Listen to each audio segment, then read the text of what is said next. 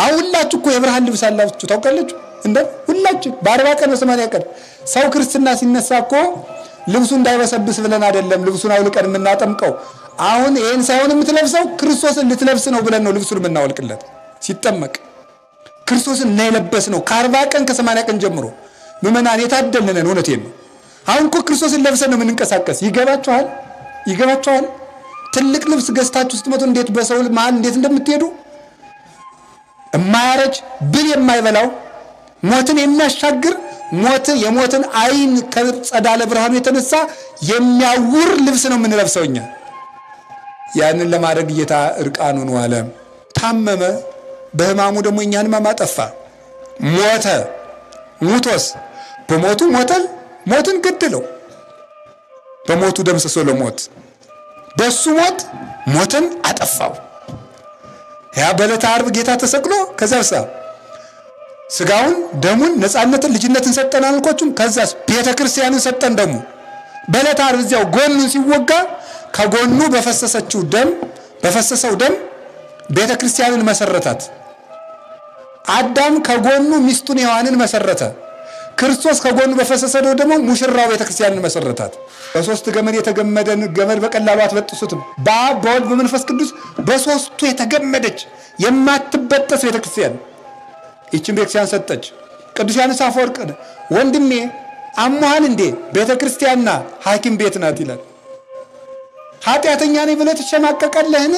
ቤተ ክርስቲያን ሐኪም ቤት እንጂ ፍርድ ቤት አይደለችም። አይዞህ አይፈረድብህም ይላል። ወንድሜ ጻድቅ ነህ እንዴ? ቤተ ክርስቲያን ውስጥ ኑር፣ ጽድቅህን የምትጠብቅልህ ቤተ ክርስቲያን ናት ይላል። ጽድቅህን የምትጠብቅልህ ይህችን ቤተ ክርስቲያን ሰጠን። ከዚያስ ይሄ ሁሉ ሰጥቶን ደግሞ ዓርብ ምን ሰጠን? አርሃወ ለነዋተ ንስሐ፣ የንስሐ በር ሰጠን አለ ቅዱስ ጎርጎርዮስ የዕለተ ዓርቡን ሲተረጉም። የንስሐ በር ከፈተልን። እንግዲህ እኔ የተወለድኩላችሁ ሥጋዬን ሰጠኋችሁ ደሜን ሰጠኋችሁ፣ ግን ከበደላችሁ ገደል ግቡ ሳይለን ደግሞ ሰው ደካማ ነው ብሎ የንስሐ በር ከፈተልን። ብልህ ሰው መንግሥተ ሰማያትን የምታህል ሀገር በቁራሽ እንጀራ ገዝቷት ይመጣላል። የትም ቦታ ሂዳችሁ እግዚአብሔርን ተቀምታችሁ እንዳትመጡ። የትም ቦታ ማለት እግዚአብሔርን የሚቀማችሁ ምንም ነገር ይቅርብን። ይህን ለማድረግ ደግሞ ለዚህም የእሱ ቸርነት ያስፈልገናል እና ዛሬ የምናከብረው እሱ ነው። እግዚአብሔርን ሀብት አድርጉ። ምንም ነገር አጥታችሁ እግዚአብሔርን ሀብት ለማድረግ ጠሩ። እግዚአብሔር የሌለበት ግን ሙላት እንኳ ቢሆን ጉድለት ነው። እግዚአብሔር ካለ ደግሞ ባዶነት ራሱ ሀብት ነው።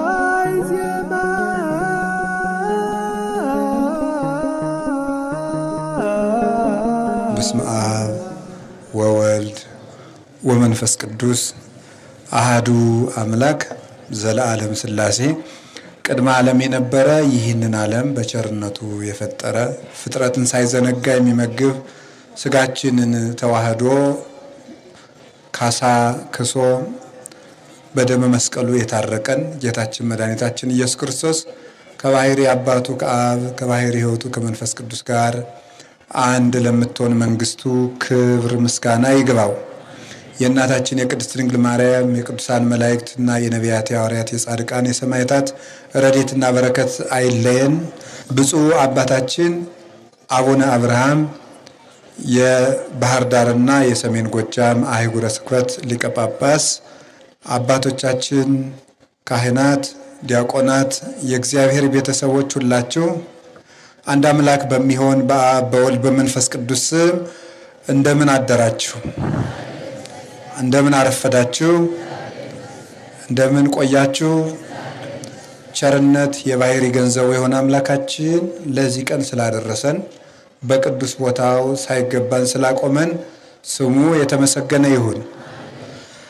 በመካከላችን ተገኝቶ እንዲያስተምረን እንዲመክረን ቅዱስ ፈቃዱ ይሁንልን። ብል ወረባህ ውእቱ ጸጋሁ ለእግዚአብሔር ዘኢይትኄለቁ ለጉባኤ መንፈሳዊ። የማይቆጠር የእግዚአብሔር ቸርነት ትልቅ ሀብት ነው በሚል ርዕስ ነው የምንማማረው። እስኪ በሉ የማይቆጠር በሉ። የእግዚአብሔር ቸርነት ትልቅ ሀብት ነው። ድገሙ። የማይቆጠር የእግዚአብሔር ቸርነት ትልቅ ሀብት ነው። ድገሙት። የማይቆጠር የእግዚአብሔር ቸርነት ትልቅ ሀብት ነው። መጽሐፍ ጥቅሱን የምታገኙት ሃይማኖተ አበው የሚባል የቤተ ክርስቲያናችን መጽሐፍ ነው። ሃይማኖተ አበው ምዕራፍ 49 ቁጥር 1 ላይ የምታገኙት ኃይለ ቃል ነው። ሃይማኖተ አበው በዚያው መጽሐፉን እንድታውቁት ታውቁታላችሁ። ሲነበብ አሰሙም እግዚኦ መሐረነ ከተባለ በኋላ ብዙ ጊዜ ሲነበብ ትሰማላችሁ። ሃይማኖተ አበው የሚባልና ይሄ ማለት ነቢያትና ሐዋርያት የጻፉትን መጽሐፍ ቅዱስ አባቶቻችን የተረጎሙበት የአባቶቻችን ሃይማኖት እስከ 7ኛው 8ኛው ክፍለ ዘመን ያሉ አባቶቻችን የጻፉት ሃይማኖት ነው። ገልጸው የተከራከሩበት፣ ጉባኤ የረቱበት፣ እምነታቸውን የመሰከሩበት፣ የሞቱለት እውነት በዚያ ተጽፎ የሚገኝበት መጽሐፍ ነው እና በቤተ ክርስቲያናችን ትምህርትም 4 ጉባኤ ተብሎ ከሚሰጠው አንዱ ትምህርት 4ኛው ላይ በጉባኤ ሊቃውንት ውስጥ የሚሰጠው ሃይማኖተ አበው ነው። ስለዚህ ከዚህ መጽሐፍ አንዱን አንስተን እንነጋገራለን። ሃይማኖተ አበው ምዕራፍ 49 ቁጥር 1 እንዲህ ብሎ የተናገረው ሊቅ ቅዱስ ኤራቅሊስ ይባላል። ምን አልኳችሁ? ምንድን ነው ያልኩኝ? ኤራቅሊስ ይባላል። የቤተ ክርስቲያን አባት ነው። 4ኛው ክፍለ ዘመን ላይ የነበረ ሊቅ ነው። 4ኛው ክፍለ ዘመን ነው እንግዲህ በትንሹ አሁን 1600 ዓመት ሆኖታል ማለት ነው። እዚያ ዘመን ላይ የነበረ ሊቅ ነው።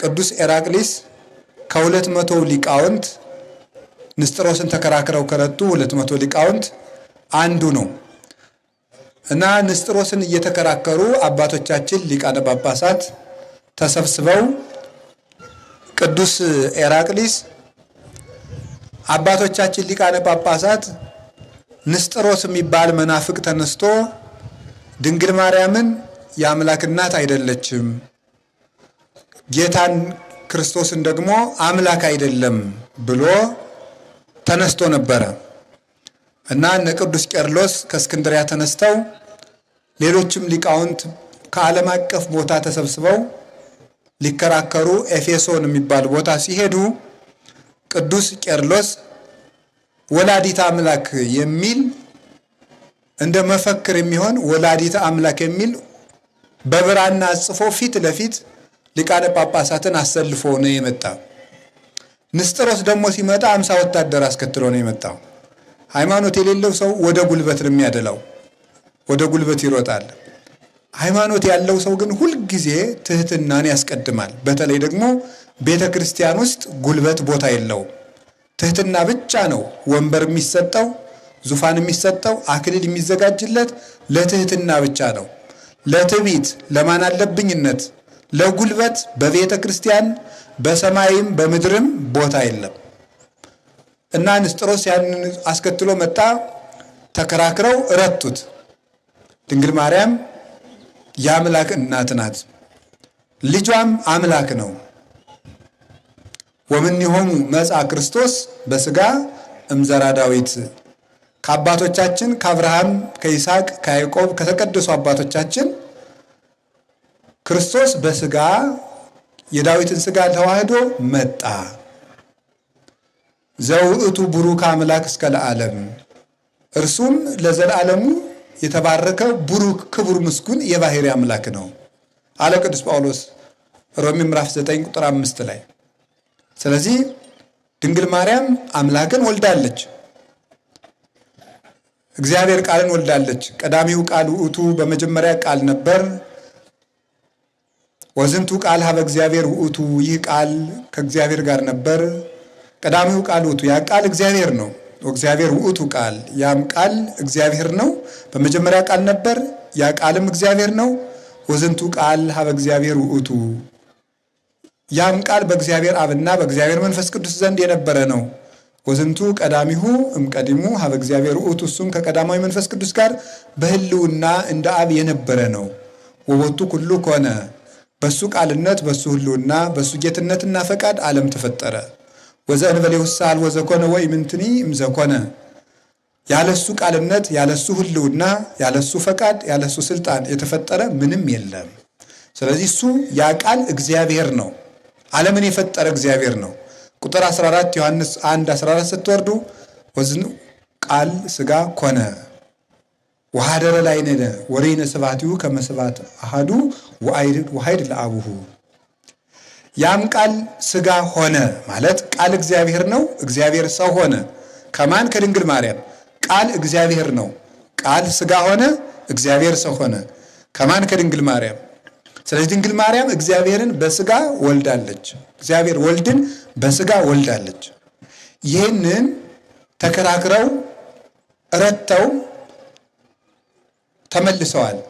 በክርክሩ ወቅት በምሳ ሰዓት ረፍት ሲደረግ በዘመኑ የነበረው ንጉሥ ዘየአቢ ቴዎዶስዮስ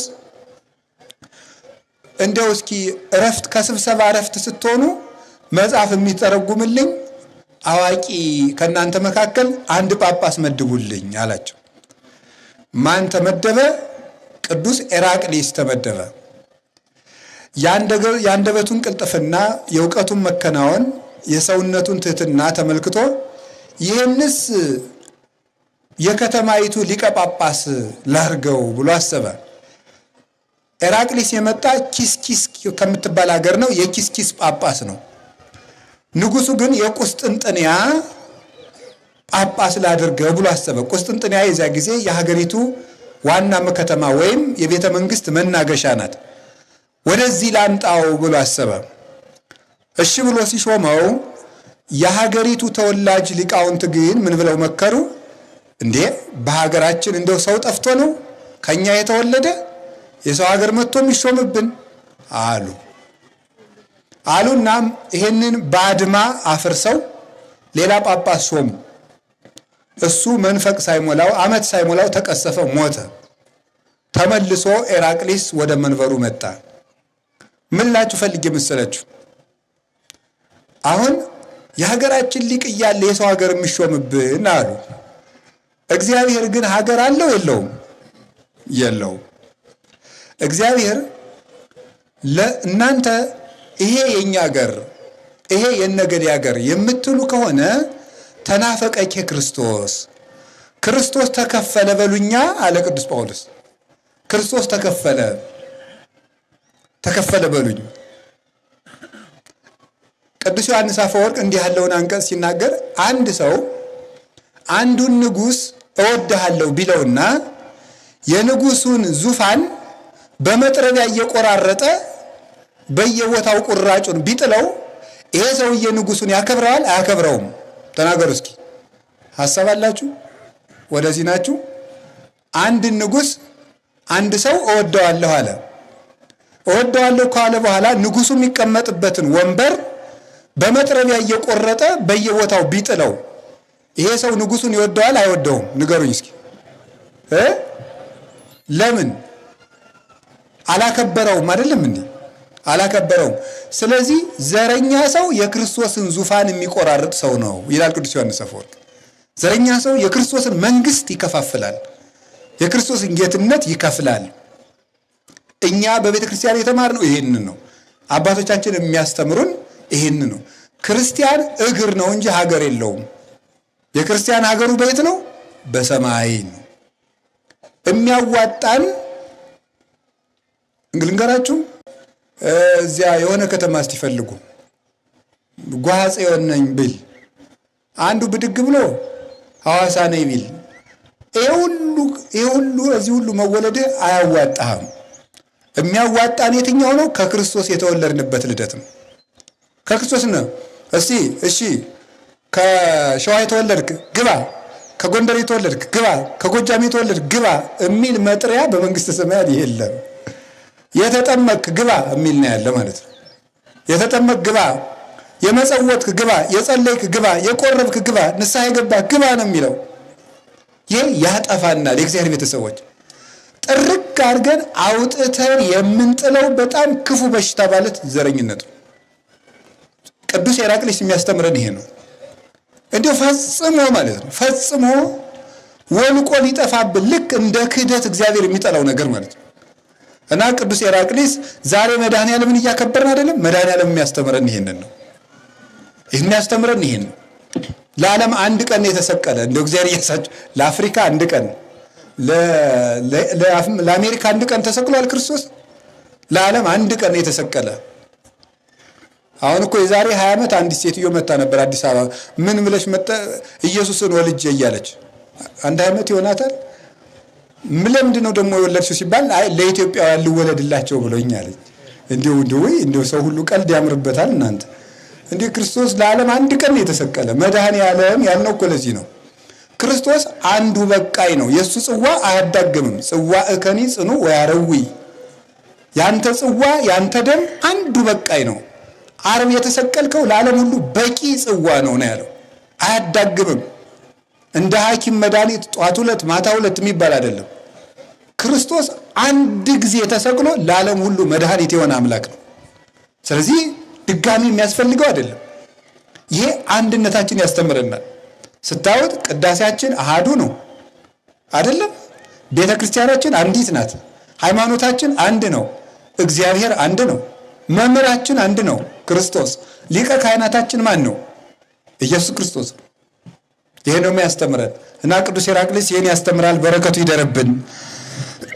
ቅዱስ ኤራቅሊስ አሁን ወደ ትምህርቱ ስንሄድ በይል ወረባህ ውእቱ ጸጋው ለእግዚአብሔር ዘይቱ የለቁ ለጉባኤ መንፈሳዊ መንፈስ ቅዱስ ለሰበሰባቸው ምእመናን የማይቆጠር የእግዚአብሔር ቸርነት ትልቅ ሀብታቸው ነው አለ።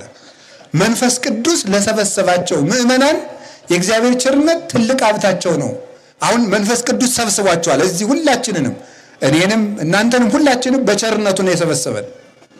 መንፈስ ቅዱስ ለሰበሰበን ለሁላችን ትልቁ ሀብታችን ማን ነው? እስኪ መልሱልኝ። የእግዚአብሔር ቸርነት አትሉ? የእግዚአብሔር ቸርነት ነው። ትልቁ ሀብታችን የእግዚአብሔር ቸርነት ነው። እንዴት እንደሆነ እሱን 2-3 ነገር ብቻ ነግሬያችሁ ጨርሳለሁ። ጥቂት ነገር። የመጀመሪያው የእግዚአብሔር ቸርነት ትልቅ ሀብት ነው የሚባለው ለምን መሰላችሁ? መጀመሪያው እግዚአብሔር ዓለምን ስለፈጠረ ነው። ዓለምን ስለፈጠረ እግዚአብሔር ትልቅ ቸር ነው። ምክንያቱም ይህንን ሁሉ ዓለም ሲፈጥር እግዚአብሔር ከፈጠረው ፍጥረት የሚጠቀመው ነገር የለም። ንጉሥ ዘኢይሰይምዎ እግዚ ዘይግዕዝዎ ባኢል ዘኢይሌቅህዎ ስብሐቲሁ ዘማቤሁ ወውዳሴሁ እምዚአሁ አሃዚ ዓለም በእራሁ ኩሉ እሁዝ ውስተ እዴሁ። ነፃ የማያወጡት ጌታ፣ የማይሾሙት ንጉሥ፣ የማያበድሩት ባለጸጋ፣ ሁከት የሌለበት በባህሪው ፍቅር፣ ሁሉን የሚችል ከሃሊ፣ የሚነግስበት ዓለም ሳያስፈልገው ንጉሥ። ቅዱስ ዳዊት እንደተናገረ እግዚአብሔር እሰ ንጉሥ ውእቱም ቅድመ ዓለም፣ እግዚአብሔር ከዓለማት በፊት አስቀድሞ ንጉሥ ነው። መዝሙር 73 ቁጥር 12 ላይ ደራሲውም ዓለማተ ዓለም ሥላሴ ዘአልብክሙ ዓለም ብሏቸዋል። ሥላሴ ለዓለም ሀገሩ እናንተ ናችሁ፣ ለእናንተ ግን ሀገር የላችሁ። ለቅዱስ ጴጥሮስም ጌታ ተገልጾ እኔ አባቴ መንፈስ ቅዱስ አነ ፀሐይ አቡየ ፀሐይ ወአነ ብርሃኑ ወመንፈስ ቅዱስ ዋእዩ።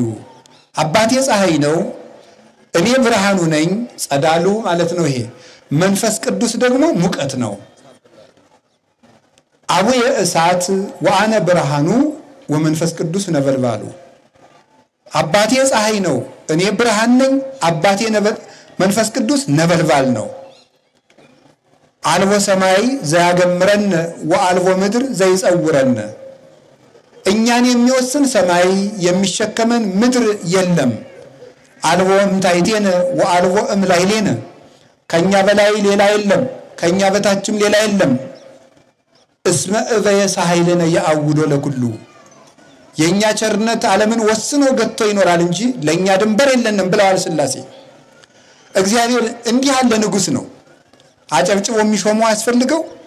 ደስ ይለው ዘንድ በፊቱ ምስጋና የሚያቀርብለት አያስፈልገው። ሰድቦ የሚያስከፋው የለ፣ ውርደት የሚቀንስበት የለ። ዘመኑን የሚያሳጥርበት የለ፣ ጌትነቱን የሚለካው የለ፣ አያንስበት፣ አይበዛበት፣ አይደክመው፣ ዘላለማዊ ፍሱህ ሰላም ነው እሱ። ከፈጠረው ፍጥረት ምን ይጠቀማል? ከውቅያኖስ ጠብታ ውሃ አይጠጣም፣ ከማሩ ከቅቤው አያሸትም። እግዚአብሔር ከፈጠረው ሜዳ ውስጥ ቤት ሰርቶ አይኖርበትም። እያሃድር እግዚአብሔር ውስተ ቤት ዘገብሮ እደሰብ ይላል ቅዱስ ጳውሎስ የሐዋርያት ሥራ ምዕራፍ 17 ላይ ሲናገር እግዚአብሔር ሰው በሰራው ቤት የሚኖር አይደለም ይላል። ከፈጠረው ብርሃን ሊያበሩለት አኮ ዘፈጠረ ፀሐይ ወወርሃ ወከዋክብተ ከመ ያብርሁ ሎቱ፣ ፀሐይን ጨረቃን ከዋክብትን የፈጠራቸው ጨልሞበት ሊያበሩለት አይደለም። እሱ ይልቁንስ ብርሃናቸው ነው። እንኳንስ ለሱ እሱ ለፈጠራት መንግስተ ሰማያት እንኳን የፀሐይ የጨረቃ የከዋክብት ብርሃን አያስፈልጋትም። የተፈቀደ ፀሐይ ወወርሃ ያብርሁ ላቲ እስመ ውእቱ ብርሃና፣ ፀሐይ ጨረቃን ከዋክብትን አብሩልኝ አትልም። ማን? መንግስተ ሰማያት። ለምን? እሱ ብርሃኗ ነውና። እግዚአብሔር ላይጠቀም ይህን ሁሉ ፍጥረት ፈጠረ። አዲያ ይሄ ቸርነቱ አይደለም?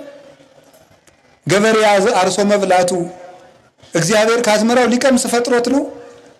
የእግዚአብሔር ቸርነት ገበሬዎችን ሀብታም አደረጋቸው። የእግዚአብሔር ቸርነት ሰማይን ባለ ኮከብ ጌጥ አደረገው። አሰርገው ለሰማይ በከዋክብት ይላል ቅዱስ ያሬድ። ሰማይን እንዲህ አድርጎ በኮከብ አስጌጠው። ለሰማይ ሀብቱ የእግዚአብሔር ቸርነት ነው። ወለ ምድርን ይበስነ ጽጌያት፣ ምድርን ደግሞ በአበባ ሸለማት። ለምድር ሀብቷ ክርስቶስ ነው። የእግዚአብሔር ቸርነት ለምድር ሀብቷ ነው። ቅዱስ ዳዊት ለዚህ ነው አብዛሂኮ ለብዕላ ያለው። ባለጸግነቷን አበዛህላት ለምድር። ለሰው ስር እንዳለው ለምድር ስር አላት። ለሰው አጥንት እንዳለው ለምድር አለት አላት። ለሰው ፀጉር እንዳለው ለምድር ሳር አላት። እንዲህ አድርጎ ይሰራል። ለሰው ደም እንዳለው ለምድር ውሃ አላት። እንዲህ አድርጎ ይመግባታል። ሰው ጥሮ ግሮ ልብስ ገዝቶ ይለብሳል። አይላያችሁም? ልብስ ገዝታችሁን የለበሳችሁ አሁን አሻንጉሊቶች ሁሉ እኮ ልብስ እያወዳደሩ ቡቲክ በር ላይ የሰው ጭንቅላት ሰልበው ጨርሰውታል። ሰው እንዲህ አድርጎ ገዝቶ ይለብሳል። አበቦች ገዝተው ይለብሳሉ። የለም ያ ሁሉ ህብረ መልክ። ተመልከቱት የእግዚአብሔር ቸርነት። ለዚህ እኮ ነው ጌታ እንዴ ወይን ታራዝን ይምንተ ትብሉ ሪኡ ጽጌያተ ገዳም ዘከመ ይልህቁ። የምድር አበቦችን እስኪ ተመልከቷቸው። አይፈትሉ ምን አይሉ፣ እግዚአብሔር እንዲህ ያለብሳቸዋል። ወናሁ ጽጌ ገዳም ዘዮም ሃሎ የሰሜት ወደ ውስጠት ሆነ እሳት ዘከመስ ያለብሶ እግዚአብሔር። ነገ በእሳት የሚቃጠለውን ምድረ በዳ እግዚአብሔር እንዲህ የሚያለብሰው ከሆነ ፎኪያ ክሙ ፈድፋደ ሕጹፃን ሃይማኖት ይላል። እሱን ልትወው። ዛሬ የምርቃት ቀን ነው። እናንተ እምነት የጎደላችሁ አልኩት እንዴ እናንተንማ እንዴት አያለብሳችሁ ማለት። የእግዚአብሔር ቸርነት እንዲህ አድርጎ ይሁን ሁሉ ዓለም ፈጠረ። ደስ አይላችሁም? ሳይሉ ለእግዚአብሔር መላ ምድረ። የእግዚአብሔር ቸርነት ምድርን ሞላ ማለት ከዳዊት ጋር አሁን ነው አብሮ። ወበቃለ እግዚአብሔር ጸና ሰማያት ወምስትንፋሰ አፉሁ ሁሉ ኃይሎሙ። የእግዚአብሔር ቸርነት ምድርን ሞላ። አይጥን የፈጠራት እኮ የእግዚአብሔር ቸርነት ነው። እስቲ ማምላክ ምን ልታደርግለት ነው? ተመልከቱት ቸርነቱን። ጓጉንቸርን የፈጠረው ምን ሊያደርግለት ነው? ቅማል ቁንጫን የፈጠረው እግዚአብሔር ምን ሊያደርግለት ነው? ቀንዳውጣን የፈጠረው ምን ሊያደርግለት ነው? እባብን የፈጠረው ምን ሊያደርግለት ነው? የምትንጨረጨረውን ወፍ የፈጠራት ለምንድን ነው? አሁን ቢምቢ በጣም ረባሽ ናት። እኛን ራሱ ገዳም ውስጥ ትበጠብጠናለች። በተለይ እንግዳ ከሆናችሁ ትባላለች። በጣም እንዲሁ አሁን ደግሞ ጩኸቷ ነው የእሷ መከራ። ውይ ከባድ ናት። እንደው አንድ ሊቅ ምን አሉ? የእግዚአብሔር ቸርነቱ የቢምቢን አካል ማሳነሱ አሉ። ያያችሁ ዝሆን ብታክል ኑሮ እኮ ማደሪያ የለንም። በአንድ ቀን እኮ ከተማው ተፈቶ አደረ በሉት እኮ። ሶስቱ ቢጮሁ ይበቅናል። እረፍት የለማ። እንደው እኮ ይገርማችኋል እኮ። ተመልከቱ የእግዚአብሔር ቸርነት። አሁን ቢምቢ ምን ልታደርግ ነው የፈጠራ? እንደው ዝም ብላችሁ ቁጭ ብላችሁ ብታስቡት ማለት ምን ልታደርግለት ነው? ምንም። ይገርማል እኮ። እና የእግዚአብሔር ቸርነት ምድርን ሞላ ስታውት ይሄን አይንጡ ጉርጡን ምናምን ትርጉሙን የማናውቀውን ፍጥረት ሁሉ መፍጠሩ የእግዚአብሔር ቸርነት ምድርን ሞላ። ተዋ ተዋቸውና እነሱን እንዴት አድርጎ በቸርነቱ ለእኛ ተጨንቆ እንደፈጣ አሁን ወደ እኛ መጣለሁ። እነሱን ይቅርና እኛን ፈጥሮ እግዚአብሔር ምን ይጠቀማል? ይጠቀማል? እንኳንስ ከኔና ከናንተ ከተራ ኃጢአተኞች ይቅርና ከሰማዕታት ከጻድቃን ክርስቶስ ይጠቀማል? እግዚአብሔር ይጠቀማል? አይጠቀምም። እንዲያውም ዘወሃበ ጽዋ ማይ ቆሪር እያሃጉል እሴቶ ቀዝቃዛ ውሃ የሰጠ ዋጋውን አያጣም ይላል ዮሐንስ 10 ላይ። ቀዝቃዛ ውሃ የሰጠ የሚለውን ቅዱስ ቄርሎስ ሲተረጉመው በጣም አስደናቂ ምስጢር ያወጣበታል። ቀዝቃዛ ውሃ የተባለ እንደው ውሃ የዘከረ ነው በቁሙ ዳሃ። ምስጢሩ ግን ምን ብሎ ይተረጉመዋል? ለክርስቶስ ደምን መስጠትም ቢሆን ቀዝቃዛ ውሃ ነው ይላል። ምክንያቱም እሱ ከሰጠን ቸርነትና ጸጋ አንፃር የሰው ስጦታ ትርጉም የለውምና ለሱም አይጠቅመውምና አካልህን እየቆራረጥክ እንኳን ለእግዚአብሔር ብትሰጥ ለእግዚአብሔር ተራ ስጦታ ነው። ለምን እግዚአብሔርን ምን ትጠቅመዋለህ? ከሰገድከው ስግደት፣ ከጸለየው ጸሎት፣ ከጾምከው ጾም፣ ከመጸወትከው ምጽዋት እግዚአብሔር ቸግሮት ልታለብሰው ምድር ይሄ የምድሩ ብሻት ምሽታ ተበላሽቶበት እኛ ጥሩ መዓዛ ልናሸተው እግዚአብሔር ቸግሮት ልንሰጠው፣ ርቦት ልናበላው፣ ታሞ ልንጠይቀው፣ እግዚአብሔር ጨንቆት ልናረጋጋው፣ እግዚአብሔር ከፍቶት ልናስደስተው አይደለም። እሱ ራሱ ሰላም አይደለም። እና ምንድነው ስትሉት እንዲው ቸርነቱ ይሄን አደረገ። ዘኩሎ እደው የገብራ በቃ እጄ ይሄን አደረጋል። እሱ በቃ ይሄን ሁሉ እጄ አደረጋል። አዎ አኮኑ እዴ ሳረራ ለምድር ወየማኔ አጽንዓቶ ለሰማይ ይሄን ሰማይ ስልጣን ያጸናው ምድርን መሰረታል። ምን ቸርነቱ ነው።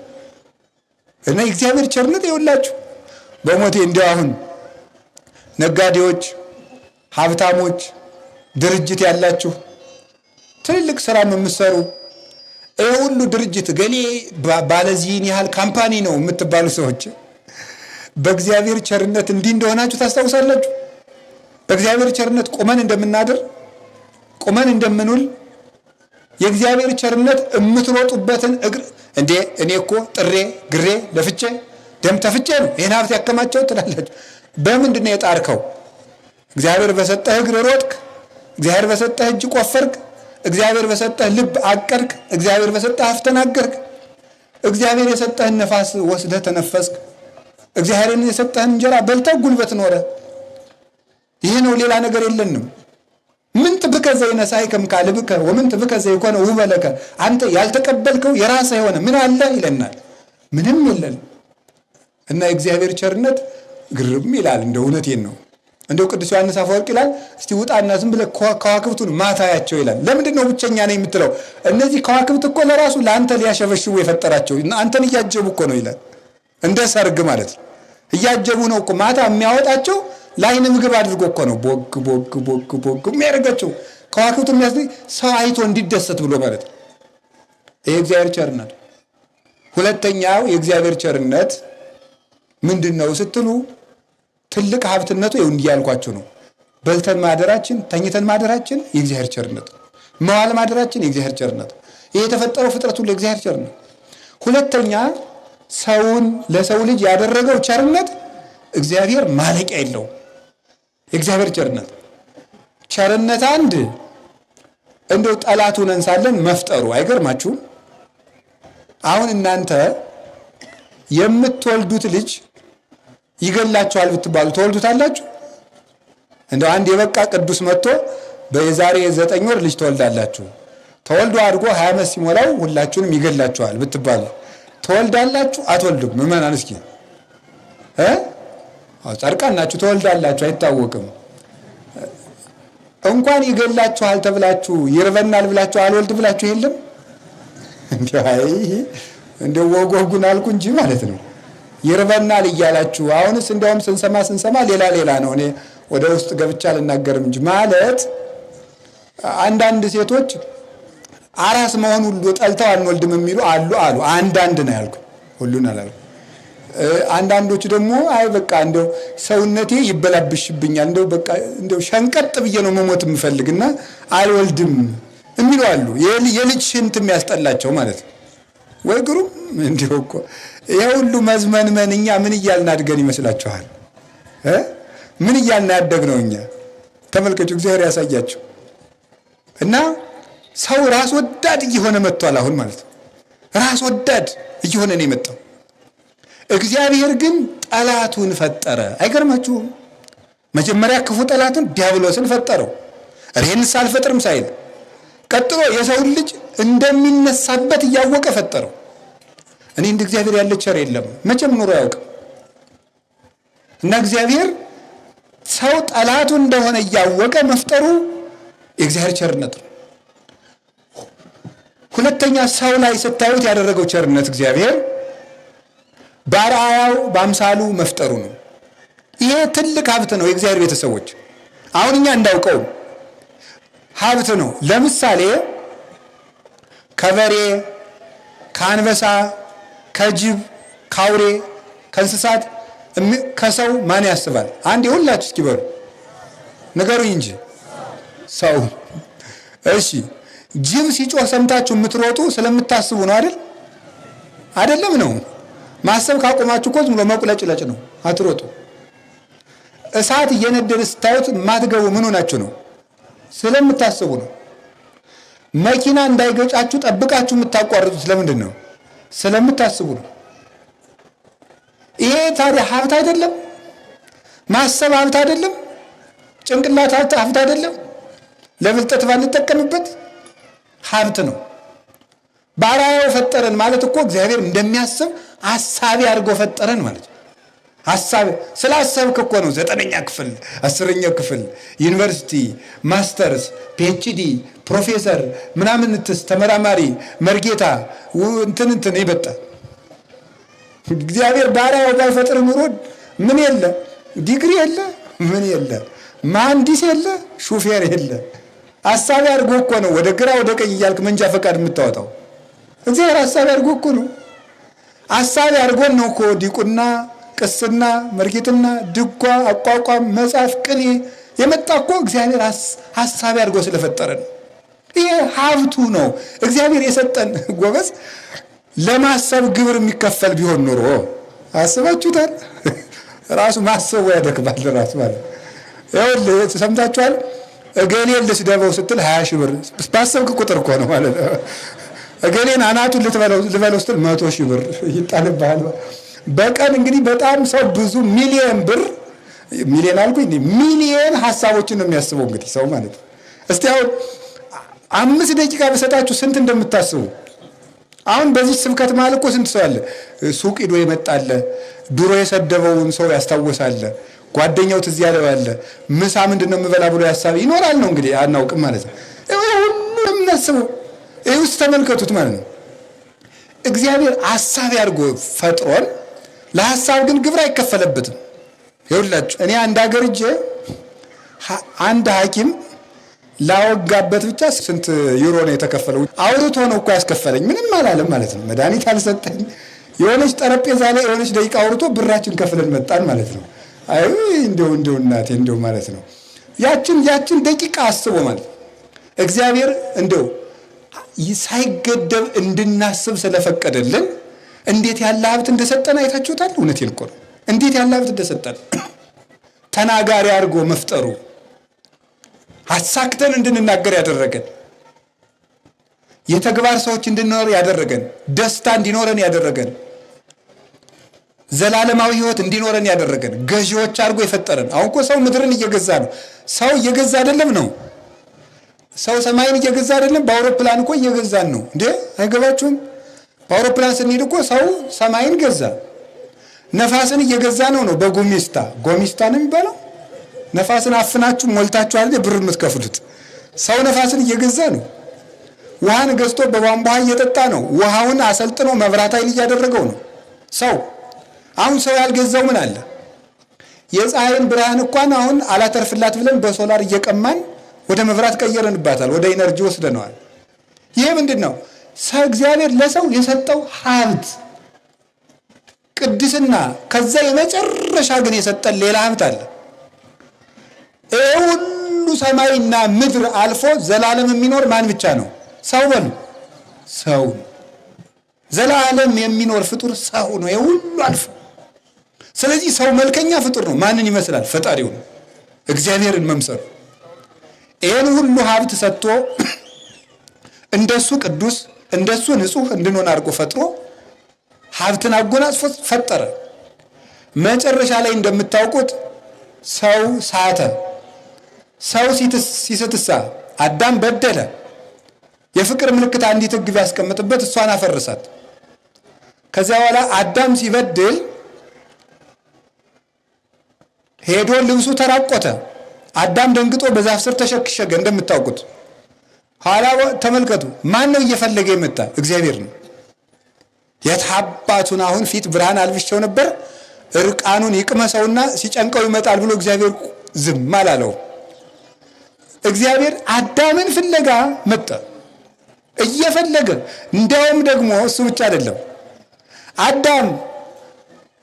አዳም እንዳይደነግጥ እግዚአብሔር የገነትን ቅጠል ኮሽ ኮሽ ኮሽ ኮሽ ኮሽ እያደረገ በሰው አምሳል ማለት አዳም እንዳይደነግጥ እኮ ነው። አዳም ወዴት ነህ አለው። ተመልከቱ ቸርነት። አዳም ወዴት ነህ ያለበትን እያወቀ እንዳላወቀ አዳም እንዲጽናና እኮ ነው። ይሄ ማለት አንድ ትልቅ አባት ልጁን በግ ጠብቅ ብሎ ሰጥቶት ልጁ በጎቹ ጠፍተውበት ወይም በጎቹን አጥፍቶ አባቴ ይገርፈኛል ብሎ አንድ ዛፍ ስር ቁጭ ብሎ አባቱ በዚያ ሲያልፍ እንዲያው ልጄ በተገኘ እንጂ ሀብቱስ ቅልጥ ብሎ ይቅር ቢል ቢሰማው እዚህ ነኝ አባዬ ይላል። ምክንያቱም ለምንድን ነው? አባቱ እየፈለገው እንደሆነ ተረድቷልና። አዳም አባቱ እግዚአብሔር እየፈለገው እንደሆነ እንዲያስብ አዳም ወዴት ነህ አለው። ይሄ ፍጹም ቸርነት ነው በእውነት ማለት ነው። እኛ እንኳን እንደው አንድ ሰው ካስከፋን እኮ ዞር ብለን ማየት አንፈልግም። ተከትሎ መጥቶ እግዚአብሔር አዳም ምን ሆነህ ነው አለው። ደግሞ እንደው ግን ምን ሆነው ሊቃውንት ሊያናግረው ቢሻ ይላሉ። ምን ሆነህ ነው አዳም አለው። የሆነውን እኮ ያውቃል። ያላ አያችሁ፣ ወጉንም ለመስፋት ፈልጎ ነው። ወጉንም ሊሰሙ የአዳምን ጭንቀቱን ማዳመጥ ፈልጎ። ሰው ሲያወጋ እንግዲህ ገሌ ጀምረው አይባልም። አውቀዋለሁ ዝም ብለህ ቁም ነገሩን ነገር ያትንዘባዘብ አይባልም። ሰውን ማዳመጥ ስታወጉ ግን አትንዘባዘቡ። ከቻላችሁ ሙላችን አንንዘባዘቡ። ግን ምን ለማለት ፈልጌ ነው? ሰው ሲያወራ ግን ጭንቀቱ ሲያወራ ዝም ብላችሁ ማዳመጥ። ይኸው እግዚአብሔር አዳምን ሊሰማ መጣ። የአዳም ወሬ የአዳም ብሶትና ወግ ለእግዚአብሔር የማይረባ ሁኖ ካልተቆጠረ የወንድማችን ጭንቀት መስማት እንዴት የማይረባ ይሆናል? ያን አደረገና እግዚአብሔር አዳምን ምን አለው? በል እንግዲህ አዳም አንተ ሕግ ብታፈርስ እኔ መጥቼ ሞቼ ያድንሃለሁ ብሎ እግዚአብሔር ቃል ኪዳን ሰጠው። ተወልጄ ያድንሃለሁ፣ ናፍቆትህን እፈጽማለሁ። አምላክ መሆን አምሮህ ነው? በል እኔ ሥጋህን ለብስና ያንተን ሥጋ አምላክ አደርገዋለሁ አለው። አዳም ኮነ ከማሃዱ እምኔነ ያለው ይህንን ነው። አዳም ከኛ እንዳንዱ ሆነ ማለት በኋላ ዘመን የአዳም ሥጋ ቃልን ተዋህዶ የቃልን ገንዘብ አድርጎ አምላክነትን አግኝቶ የአዳም ሥጋ አምላክ ሆነ። በተዋህዶ ጌታ ሥጋን ሲለብስ ይህንን ቀጠሮ ሰጠው። ከዚያ በኋላ ተመልከቱ 5500 ዘመን ከተቆጠረ በኋላ እግዚአብሔር ለሰው ልጆች ቸርነትን አላቋረጠም፣ ሲያደርግ ኖረ። ሰዎችን ሲመግባቸው ሲያስተዳድራቸው ቆየ። የዚያን ጊዜ ቀጥር ያለው እስከዚያ ፍዳህን ብላ የሰው ልጅ አላለም። በኖህ በጻድቁ በአብርሃም በይስሐቅ በያዕቆብ በኖህ ዘመን ብቻ ያደረገውን አስታውሱ። ምን ያደረገ? 120 ዘመን ለምህረት መስጠት። በጣም የሚያስደንቅ 120 ዓመት ለይቅርታ ቀጠሮ ሰጠ። ይህን የሚያደርግ እግዚአብሔር ብቻ ነው። ሰው ጥቂት ቀን ይችለናል፣ እግዚአብሔር ግን ሁልጊዜ ይችለናል። 100 ዓመት የሚችል እግዚአብሔር ብቻ ነው። እንደ አጠቃላይ ግን ዘላለም ችሎናል። እነዚያንም አተረፈ። ባይሆንላቸው ኖህን አተረፈ። ይህንንም አልወዘንም። ሰዎች ጣዖት ቢያመልኩ ኃጢአት ቢበዛ አብርሃምን ከጣዖት መካከል አወጣው፣ ወርቅን ከጭቃ እንደማውጣት፣ ከሱ ይስሐቅን፣ ከሱም ያዕቆብም፣ ከሱም 12ቱን ነገደ እስራኤል። እነሱ የገዛ ወንድማቸውን ቢሸጡ ግብፅ ቢወርዱ እነሱም በቸርነቱ ታድጎ አወጣቸው። መና ከደመና ውሃ ከጭንጫ አፍልቆ አጠጣ፣ መገበ። 40 ዘመን ዘልፈ ይስሕት ልቦሙ እንደተባለ ሲበድሉት ኖሩ። ይሄ ሁሉ መከራ ችሎ የሰውን እምቢተኛ ልብ ታግሶ 5500 ዘመን ሲፈጸም እግዚአብሔር ዘመኑ በደረሰ ጊዜ አንድ ልጁን ላከ። ስንት ልጁን በሉ ንገሩኝ። የእግዚአብሔር ቸርነት ፍጹም ሀብት ነው ያልኳችሁ ለዚህ ነው። አንድ ልጁን እንዴት ይሰጣል? እስመ ከመዝ አፍቀረው እግዚአብሔር ለዓለም፣ እግዚአብሔር ዓለሙን እንዲህ አድርጎ ወደደው። ዮሐንስ ወንጌል ምዕራፍ 3 ቁጥር 16 ላይ ሲናገር እግዚአብሔር ይህን ዓለም እንዲህ አድርጎ ወደደው። እንዴት? እስከ ወልዶ ወሀበ ወመጠወ ቤዛ ለኩሉ፣ አንድ ልጁን ለዓለሙ ቤዛ አድርጎ በመስጠት እግዚአብሔር ይህንን ዓለም ወደደ። አንድ ልጁን በመስጠት ልጁን ውረድ ተወለድ ሙት ተሰቀል ብሎ በመስደድ ቸርነቱን ገለጸ። እግዚአብሔር እንደሚወደን በዚህ ታየ። ልብ ብላችሁ ስሙ። ዲያብሎስ ለአዳምና ለሔዋን መጥቶ ምንድን ነበር ያላቸው? እግዚአብሔር እኮ ጠልቷችሁ ነው የአንድ እንጨት ፍሬ የከለከላችሁ አላቸው። አሁን ደግሞ እግዚአብሔር ምን እንዳለ ታያላችሁ። ይኸውስ ልብ ብላችሁ ስሙ። ዲያብሎስ መጥቶ የዕፀ በለስን ፍሬ የከለከላችሁ እግዚአብሔር ስለሚጠላችሁ ነው አለ። እግዚአብሔር እሳ ምን አደረገ?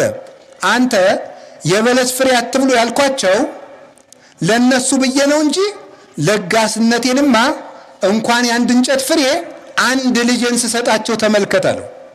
ዲያብሎስን ዘለፈው።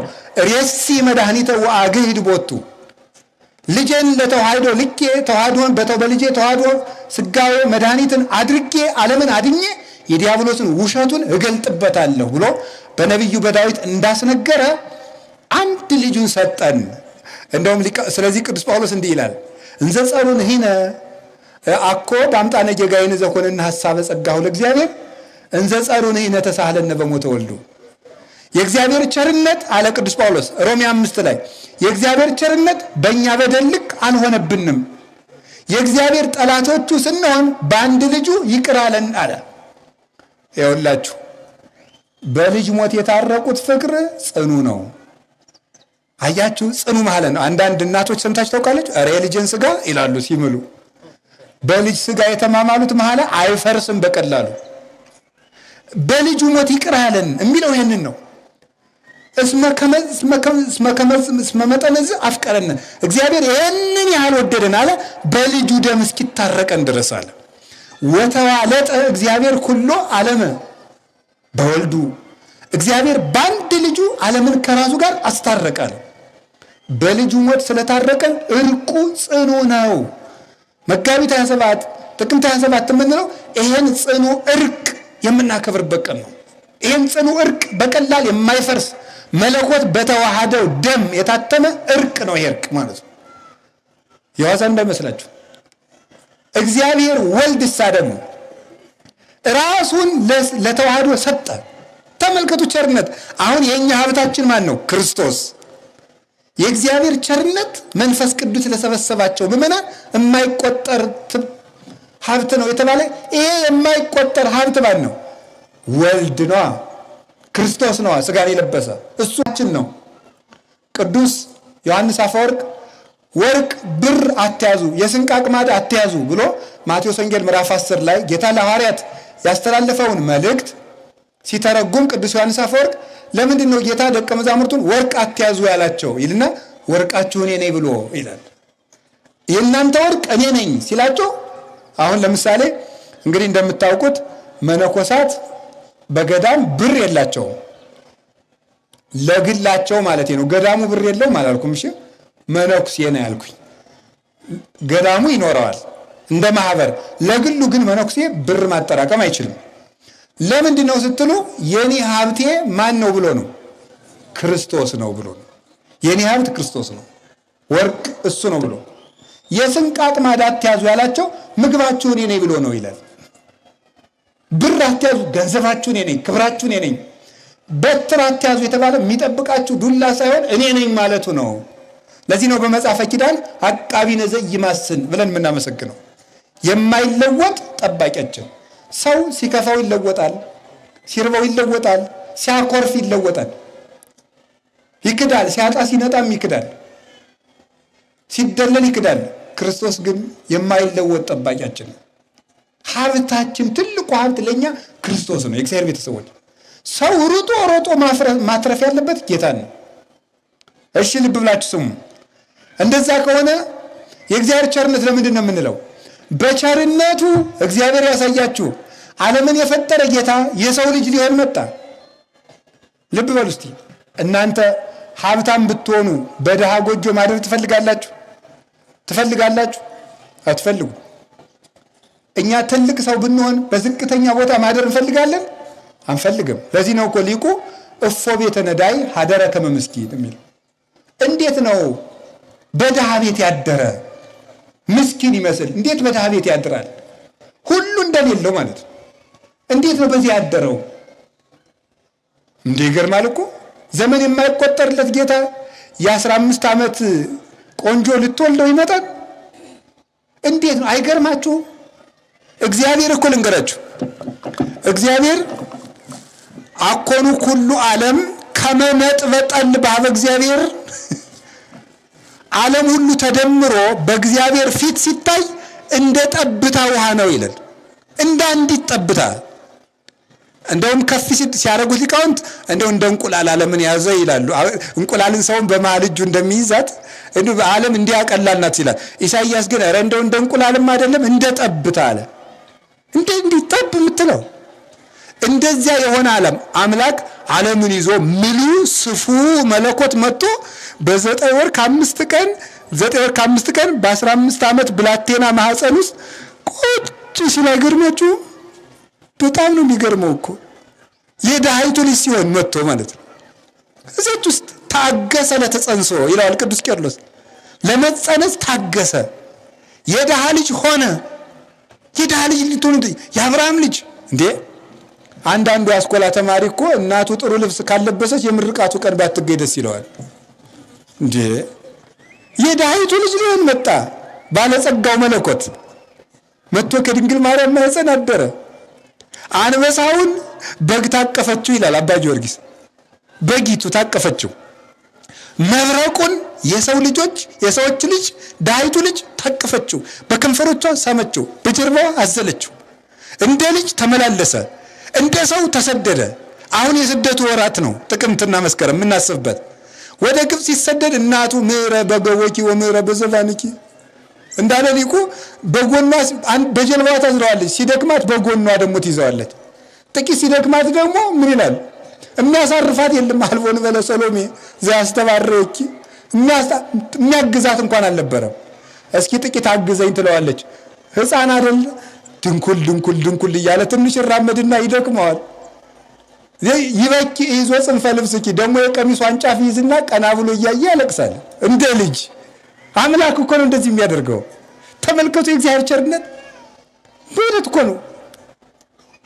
አዎ ዓለምን መኑቱ ዘይሰፍሮ ለባህር በስዝሩ ውቅያኖስን በፍኙ የሚለካው ጌታ፣ በጣቱ እንዲህ የሚለካው ጌታ ውሃ ጠምቶት ሲመላለስ የስደተኞች ተስፋ ኢየሱስ ስዱድ ተስፋ ሆሙ ለስዱዳን እሱ ጎጆ አጥቶ ሲሰደድ ተመልከቱት። መኖሪያ ሲያጣ ይሄ መኖሪያ ላጣ ነው ለኛ ቤዛ ሊሆነን ነው የመጣው። ለአንድ ልጁን ቤዛ አድርጎ ሰጠ። የእኛን ስደት ተሰደደልን። ሊቁ ቅዱስ ቄርሎስ እንዳለው ጉየተ ሕፃን አጉየዮ ለዲያብሎስ ይላል። የሕፃኑ ስደት ዲያብሎስን አሰደደው ይላል። ጌታ መድኃኔ ዓለም ከመንበሩ እንዘ ያንቀለቅል መንበረ ስብሐቲሁ ይላል ቅዱስ ያሬድ። ከዙፋኑ ሳይወርድ መጥቶ ዙፋን እንደሌለው ግን ኖሮ ከእኛን ማደሪያ አድርጎ ነግሶብን የነበረውን ዲያብሎስ ወነሰቶሙ ለኃያላን እመናብርቲሆሙ ኃያላን አጋንንትን መንበር አድርገውት ከነበረው ከሰው ልጆች ሰውነት አውጥቶ ጣላቸው አለ እና ጌታችን ኢየሱስ ክርስቶስ የሰው ልጅ ሆኖ መጣ። የአብርሃም ልጅ ሆኖ መጣ። አያችሁ ዘር ሲቆጠርለት ተመልከቱ። አሁን እናንተ ብትሆኑ ሸጋ ዘር ቢቆጠርላችኋል? አህያ የሰረቀ ዘመድ ቢኖራችሁ የገሌ ዘር ተብሎ ቢጻፍ እንደ ወረቀት ላይ ደስ ይላችኋል? አሁን ሰው ሲጠቃቅስ እስቲ የነማን ምን የተወለድክ ሲባል የኔ የነቀኛዝማች እንትና የነ ሊቀም እንትን ይሄን ደናደናውን ነው። ሌባ ዘመድ ካለ አይጠቅሰውም። ደናደናውን ነው የሚጠቅስ። እንትናን አታውቃቸውም? እዚህ እንትን ያለው ይሄ እንትን ድርጅት ያለው ሰው ኢየሱስ እኮ ትንሽ ወንድ ያባቴ እንደዛ ነው የሚለው ማለት ነው። አይ ተመልከቱ፣ እግዚአብሔር መጣና አይገርማችሁም? እግዚአብሔር መጥቶ የአብርሃም ልጅ በጣም ይገርማል። የዳዊት ልጅ ሲያመነዝር የነበረው የሰው ፊት ሚስት ሲቀማ የነበረው ግን በንስሐ የተመለሰው የዳዊት ልጅ፣ የኢያሪኮ ዘማ የራኬብ ልጅ፣ ከሚስቱ ውጭ የወለደው የይሁዳ ልጅ ማን? ክርስቶስ። ሳያፍር አገጩ እያፈር በይለ አውየ ወንድሞቼ ምናቸው ማለትን አያፍርብንም። በእኛ የእኛን ስጋ መልበሱን ያስደንቃል። እኛ ቢሆን ቢፈቀድልን እየመራረጥን እንወለድ ነበር። ክርስቶስ ግን ሳይለይ ከድሆች ተወለደ። ይሄ ሀብቱ መጣና በየጥቂቱ አድጎ በ30 ዓመት ተጠንቆ ለኛ የዕዳ ደብዳቤያችን ወአንተ ቀጥቀጥከ አርእስቲሁ ለከይሲ በውስተ ማይ ዳነ ቅዱስ ዳዊት የዲያብሎስን ስልጣን በዮርዳኖስ ቀጥቅጦ አጥፍቶ 3 ዓመት ከ3 ወር ድህነትን የተመላች ወንጌልን አስተምሮ አሃዊነ ወንጌል አስተዳለ ወለነ መድኃኒተ ይላል አቡሊዲስ። ወንድሞቻችን ወንጌል እኮ ድህነትን አመጣችልን ይላል። ያን አስተምሮ ድውያንን ፈውሶ ሙታንን አንስቶ ዲዳዎችን አናግሮ ሽባዎች እንዲራመዱ አድርጎ ሙት አንስቶ ስርዓት ሰርቶ ወንጌልን ሰብኮ አምላካችን እሱ መሆኑን አስታውቆን እግረ ልቡናችን ወደ ሰማይ አቅንቶ ሁሉን አሳይቶን የሁሉ ፍጻሜ ከጨረሰ በኋላ እንደተባለው ሐሙስ ማታ አንዱን ሀብቱን አደለን። ምኑን? ስጋውና ደሙን ሰጠን።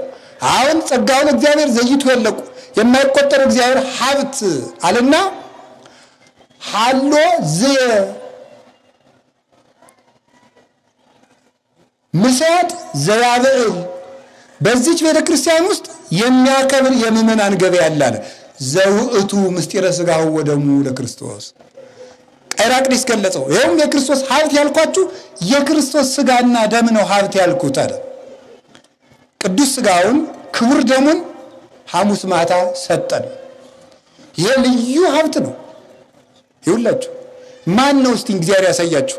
ሰው ቢለግስ ልብስ ያለብሳል፣ ሰው ቢለግስ እንጀራ ያበላል እንጂ ሰው ቢለግስ ደም ያጠጣል? ሥጋውን ያበላል? አይችልም።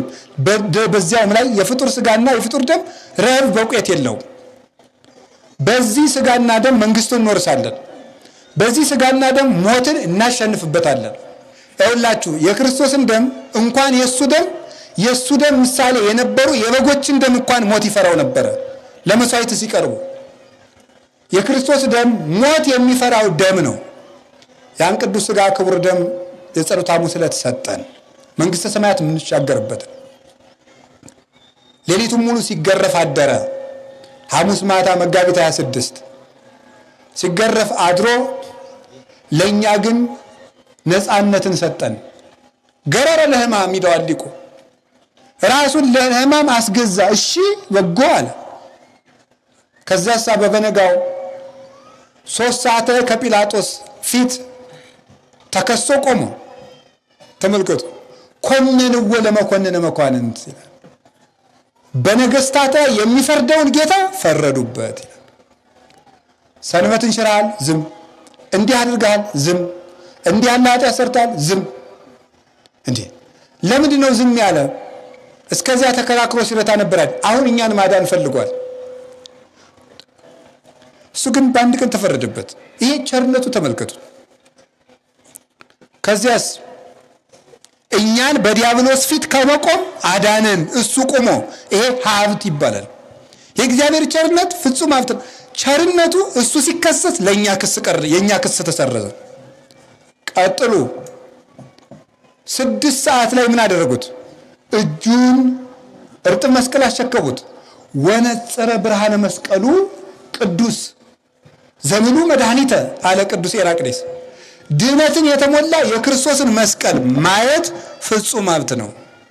ድህነትን የተሞላ የክርስቶስን መስቀል ማየት ሀብት ነው አለ። አዎ እዚያ ላይ ተሰቀለ። ቸነከሩት። ወበቀናዋትህ ቅዱሳት በከበሩ ችንካሮቹ ማመንም ፍጹም ሀብት ነው ይላል። እንዴት ነው የሆነ መሰላችሁ? ሔዋን በሕማማተ ሥጋው ቤዛውን ነው ይላል። ሔዋን የእንጨት ፍሬ እያየች ጎምጅታ ነበር። የዓይን ዕዳ ነበረባት። በዓይኑ የአይሁድን ግርማ እያየ ከፈለላት። ሔዋን እጇን በለስ ለመቁረጥ ዘርግታ ነበር። እጁን ዘርግቶ ተሰቀለና ከፈለላት ዕዳዋን። ለዚህ ነው ኦ አይዳው እለልሃኳሁ ለአዳም ተቀነዋ በቅነዋ ተመስቀል የሚለው። ሔዋን የበለስ ፍሬ ልትቆርጥ በእግሯ ሂዳ ነበር። እግሩን ተቸነከረላት፣ ከፈለላት። ኦ አይጋር ላንሶ ሰዋ ውስጥ ገነት ተቀነዋ በቅነዋ ተመስቀል ያለው ይሄንን ነው። አዳምን ለመፈለግ በገነት የምትመላለሱ እግሮች በችንካር ተቸነከሩ ወዮ ይላል ቅዱስ ዮሐንስ አፈወርቅ። ሔዋን የበለስ ፍሬ በልታ ለልጆቿ ዕዳ አውርሳን ነበረ። የመብሏን የመጠጧን ዕዳ ደግሞ ሐሞት ጠጥቶ ከፈለላት። ይህንን አደረገ ለልጆቿ፣ ለእናታችን ለሔዋን፣ ለአባታችን ለአዳምና ልጆቿ። ስለዚህ ቤዛ ኩሉ ዓለም የምንለው ክርስቶስ ለዚህ ነው። እንዲህ አድርጎ ነፃ አወጣን። መቼ? በዕለተ ዓርብ። ተርበን ለነበርነው ሥጋውን ሰጠ። ተጠምተን ለነበርነው ደሙን ሰጠ። እሱ ተራቆተና ለእኛ በ40 ቀን ለሴቶች በ80 ቀን ክርስትና ስንነሳ የብርሃን ልብስ አለበሰን።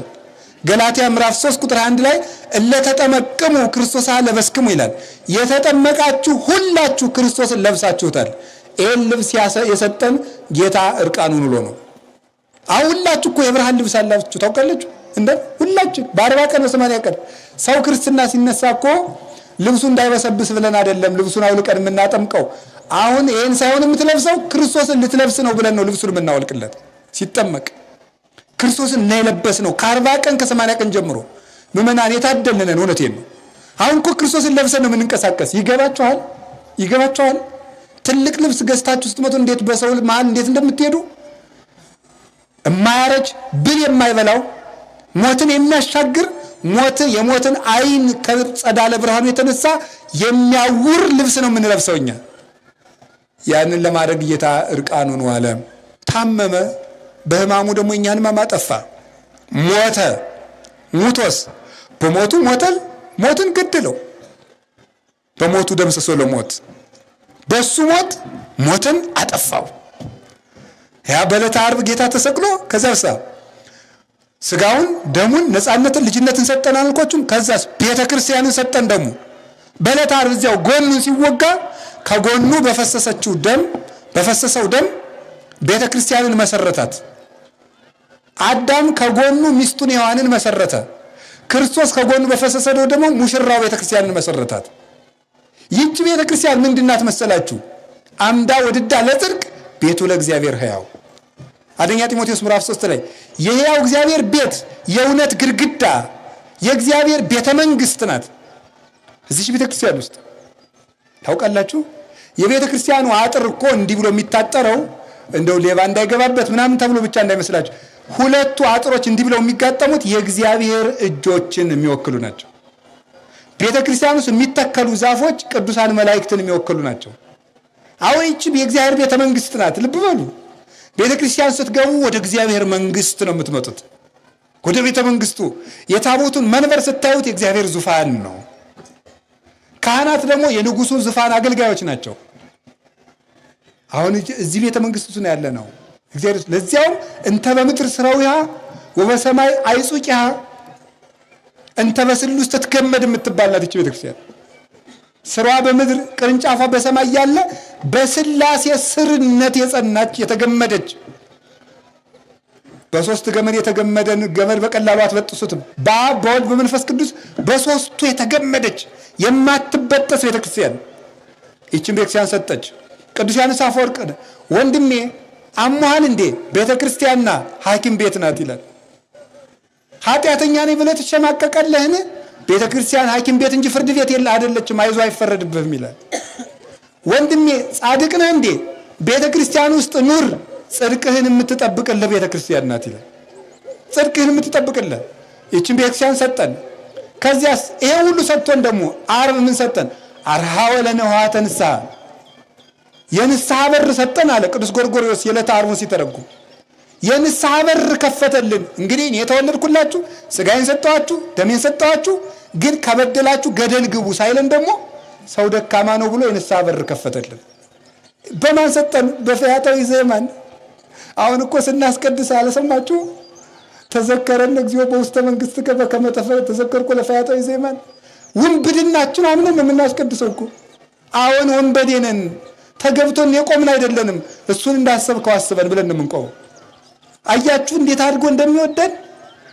ደሙ ጎኑን ለጦር ከፍቶ ሰጥቶ ደሙን አፍሶ ደግሞ እንደገና ደግሞ ሌላ የምሕረት በር የሚሰጥ እንደ እግዚአብሔር ያለ ቸር የለም። ይሄ በዚህ ቸርነቱ ይኸውላችሁ መንግሥተ ሰማያት ስንት ታወጣለች አለና ጎርጎርዮስ ቅዱስ ጎርጎርዮስ ዘኑ ሲተረጉም ምን ስንት ታወጣለች ትለኛለህ? ጴጥሮስ በአንድ አህያ ይገዛታል፣ ዳይቱ በ2 ሳንቲም ትገዛታለች አለ። ሰው ባለው ነው የሚገዛት አለ። መረብ ያለው በመረቡ ይገዛታል። መንግሥተ ሰማያት ደግሞ ስንት ብር ታስከፍላለች። ያ ማለት ጴጥሮስ ክርስቶስ ሲከተል አንድ አህያ ጥሎ ነው የተከተለ ነው። መንግሥተ ሰማያት ስንት ያስከፍላል ይባል? ምን ይከፈላል ደግሞ? ምንም። እግዚአብሔር ያሳያችሁ እንዴ ማሪሳቅ ለዚህ ነው ብእሲ ጠቢብ በፍትሐ ህብስት ይሳየጣል ለመንግሥተ እግዚአብሔር።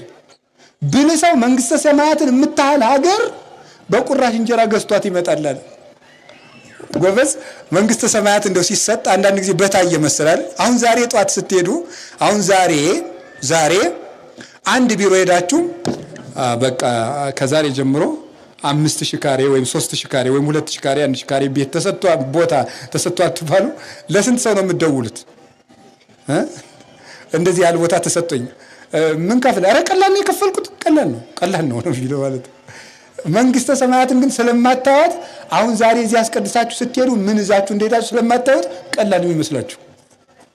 መንግሥተ ሰማያትን ይዘን እኮ ነው የምንሄደው። አሁን እዚህ ስንሄድ እኮ መንግሥተ ሰማያትን ይዘናት ነው የምንሄደው። ታውቃላችሁ ቤተ ክርስቲያን ውስጥ እኮ ስናስቀድስ ቆም ስንል መንግሥተ ሰማያት ውስጥ አጥር ውስጥ አይደለንም፣ ውስጥ ገብተን ነው የምንሄደው። ደግሞ ኋላ ስንኖር መንግሥተ ሰማያት ገብተን እንትና እዚያ ቁጭ በል፣ እንትና እዚያ ቁጭ በል፣ እንትና እዚያ ቁጭ በል አንባልም። የት ነው የምንቀመጠው? አይዟችሁ ናፈቃችሁ እኩል መሆን እንደው እኛም እዚህ ስለምንቀመጥ አሁን ይሁን ግድ የለም። የት ነው የምንሄደው? እመጽ ካይበ ነሥአክሙ ከመ ተሐልው አንትሙ ሀበሃሎ ከዋነ በቃ እናንተንም መጥቼ ወስዳችኋለሁ፣ እኔ ካለሁበት አብራችሁ ትኖራላችሁ አለ። አብረን ከክርስቶስ ጋር አብረን ስብስብ ብለን አባታቸው መንገድ ሂዶ የመጣ ልጆች ከእግሩ ስር ስብስብ እንደሚሉ ከጌታችን ከኢየሱስ ክርስቶስ ስር ከእግሩ ስር ስብስብ ብለን ስንኖር እስቲ ያስቡት ወይ መታደላችን። ያንን የሰጠን በነፃ እንዲያውም ምንም አትክፈሉ እናሳ ንስሐ ግቡ ብንባል እምቢ። ወይ ጥጋብ እንደው ወይ ጥጋብ። እና የእግዚአብሔር ቸርነት ፍጹም ሀብት ነው ያለን ይህንን ነበረ። በዚህ ቸርነቱ መንግስቱን ሊያወርሰን በነፃ ክርስቶስ ሰጥቶናል። ክሱ ራሱ እንዲራዘም አልፈለገም። ለምን? ቶሎ ሙቶ ሰዎችን ማዳን ይፈልጋልና። ከዛ በኋላ በአንድ እንግዲህ እግዚአብሔር ያሳያችሁ በአንድ ቀን ተከሶ ለሞት የሚበቃ የት ሀገር ክስ ነው? ለመጣ ሁሉ ይዞ ይሄዳል። ይህንን የክርስቶስን ስም ይዘው ሰዎች ብቻቸውን ወጥተው ብዙ ሆኑበት፣ ብዙ ሆኑ። አይ ለምሳሌ አሁን ብፁዕ አባታችን ፊት ሕፃን ሆነው ትምህርት ቤት ሲሄዱ ስንት ሰው ነበሩ? ነገሩ እንጂ አንድ ልጅ ሆኖ ነው ትምህርት ቤት የሚሄዱት፣ ቆሎ ትምህርት ቤት ሲሄዱ። አሁን የዚህ የባህር ዳር ሀገረ ስብከት ሊቀ ጳጳስ ሲሆን ይሄ ሁሉ ሕዝብ ሀብት አድርጎ የሰጣቸው ማን ነው? የክርስቶስ ቸርነቱ ሀብት አያችሁ። ሀብት አንድ ልጅ ከአንድ እናቱ ሲወጣ አንድ ልጅ ይሆናል። ትምህርት ቤት ሲሄድ አንድ ነው። መምህር ሲሆን ደቀ መዝሙር ይሰበስባል። ሊቀ ጳጳስ ሲሆን ሀገር ይሰበስባል። ይሄ ምንድን ነው? ሀብት ነው። እስኪ ልብ በሉ። እዚህ እኮ መማር እንችላለን ማለት ነው። እዚሁ ነው የምንማረው ብቻውን ወጥቶ። እኔ ለምሳሌ እዚህ አክስቴ አጎቴ የለም፣ ወንጌል ተማርኩ። በወንጌል ምክንያት ይሄ ሁሉ ሰው ትንሽ እህቴ፣ ትንሽ ወንድሜ፣ ትልቅ ወንድሜ፣ ትልቅ እህቴ፣ አባቴ፣ እናቴ ነው። ይሄ ሁሉ ሰው ብቻዬን ነው ግን ትምህርት ቤት ስሄድ የሄድኩት። ይሄ ምንድን ነው ስትሉ የእግዚአብሔር ቸርነት ነው። አንድን የቆሎ ተማሪ መርጌታ አድርጎ ያ ሁሉ ተማሪ የሚሰበስብለት ማን ነው? እግዚአብሔር ነው። ቸርነት ነው። እና ይህንን ልብ ብለን ስናስተውለው እንደው ላስተዋለው ሰው የክርስቲያን ሃይማኖት ትልቅ ነው ያለ ቴዎዶሲዎስ ልጅ ነው። ላስተዋለው ሰው የክርስቲያን ሃይማኖት ትልቅ ነው። አንድ መነኩሴ እንጦንስ ገዳም ሲገባ ስንት ነው? ብቻውን ገባ። እንደው ብቻውን ኋላ የግሪክ ፈላስፎችን ሁሉ ወደ ገዳም እየጠራ መጣቸው። ምን ስልክ ደውሎ ኧረ የለም ስልክ ይዘን ጊዜ ምን አድርጎ ፖስታ ልኮ የለም ፖስታ በአውሮፕላን የለም አስፈራርቷቸው ኧረ የለም ዳ ነው አንድ ዋሻ ውስጥ የተቀመጠ ፈላስፎችን ከግሪክ ነገስታቱን ከዙፋን እያስወረደ ወደ ዋሻ አዟቸው መጣ። በእውነት ክርስቶስን ሀብት አድርጎ ማለት ነው። ስለዚህ ሰበሰበና አሁን ዛሬ ሁላችሁ ኢትዮጵያ ውስጥ ብትቆር ለምሳሌ ደብረ ሊባኖስ እንደው እኛ ገዳም ብቻ እኔ የምኖርበት ገዳም 320 መነኩሴ ያለ እንጦንስ ግን ብቻውን ሲወጣ አንድ ነበር። ይሄን መብዛት ያመጣ ማን ነው? የእግዚአብሔር ሀብቱ ነው። እና እግዚአብሔር ሀብታችን ነው። የትም ቦታ ልነግራችሁ የምፈልገው ምእመናን፣ የትም ቦታ ሂዳችሁ እግዚአብሔርን ተቀምታችሁ እንዳትመጡ። የትም ቦታ ማለት እግዚአብሔርን የሚቀማችሁ ምንም ነገር ይቅርብን። ይሄን ለማድረግ ደግሞ ለዚህም የሱ ቸርነት ያስፈልገናል። እና ዛሬ የምናከብረው እሱ ነው። እግዚአብሔርን ሀብት አድርጉ። ምንም ነገር አጥታችሁ እግዚአብሔርን ሀብት ለማድረግ ጠሩ። እግዚአብሔር የሌለበት ግን ሙላት እንኳ ቢሆን ጉድለት ነው። እግዚአብሔር ካለ ደግሞ ባዶነት ራሱ ሀብት ነው። እና መድኃኔዓለም በሀብቱ ስላከበረን፣ በጌትነቱ ስለጠበቀን፣ በቸርነቱ ልጆቹ ስላደረገን፣ ቅዱስ ሥጋውን ክቡር ደሙን እስከመመገብ ስለለገሰልን፣ ባሪያ ለማኖር የማንበቃውን ለልጅነት ስለጠራን፣ በአጥር ውጭ መኖር የማይገባንን እንኳን በአዳራሹ እንድንኖር ስለፈቀደልን፣ ለዘላለም ሕይወት ስለጠራን፣ ይህም ሁሉ ስላደረገልን ከአብ ከመንፈስ ቅዱስ ጋር አንድ ለምትሆን መንግስቱ ለመድኃኔዓለም ክብር ምስጋና ይግባው። ወስብሐት ለእግዚአብሔር።